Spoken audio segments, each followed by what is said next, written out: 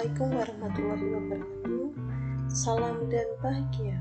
Nama saya Sarah Amelia, mahasiswa PPG Pracepatan USD 2022 gelombang 2 dari kelas 04.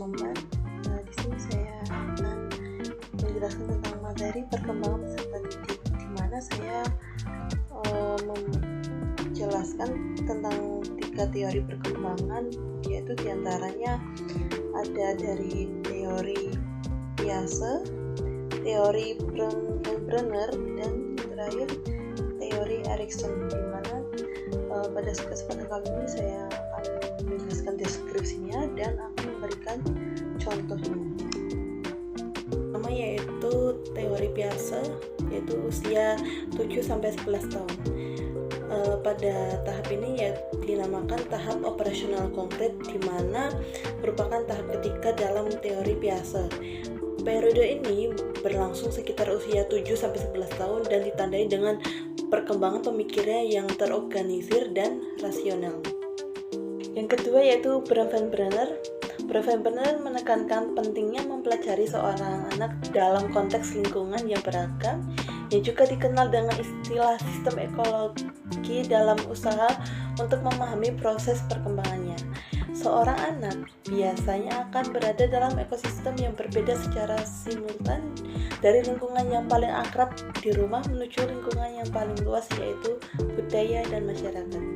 Selanjutnya yaitu teori Erikson. Menurut Erikson, pada tahap perkembangan anak usia tersebut adalah industri versus inferiority, di mana pada fase ini mengarahkan energi mereka terhadap pengetahuan dan menguasai keterampilan intelektual. Mereka tidak hanya belajar tetapi juga menggunakan cara bermain untuk belajar.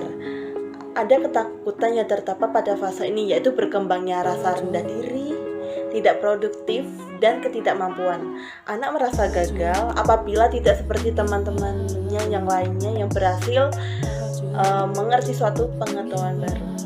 Selanjutnya yaitu saya akan memberikan 3 contoh dari 3 teori tersebut. Yang pertama teori Piaget.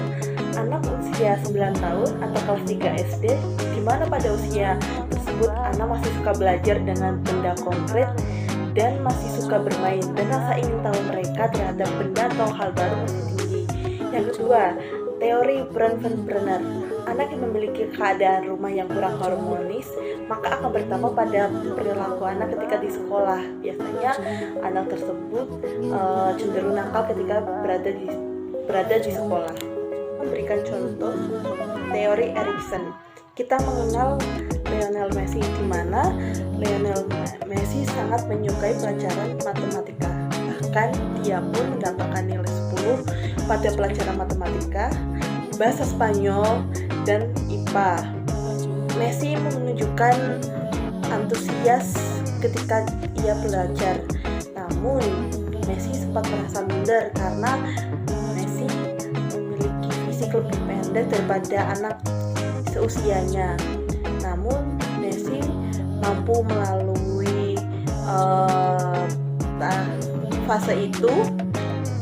Dia bangkit dan percaya diri hingga akhirnya dia mampu menjadi pemain sepak bola yang terkenal hingga saat ini. Itulah penjelasan mengenai perkembangan peserta didik dari ketiga teori, yaitu teori Piaget, teori Brenner, dan yang terakhir teori Erikson. Terima kasih. Wassalamualaikum warahmatullahi wabarakatuh. Salam.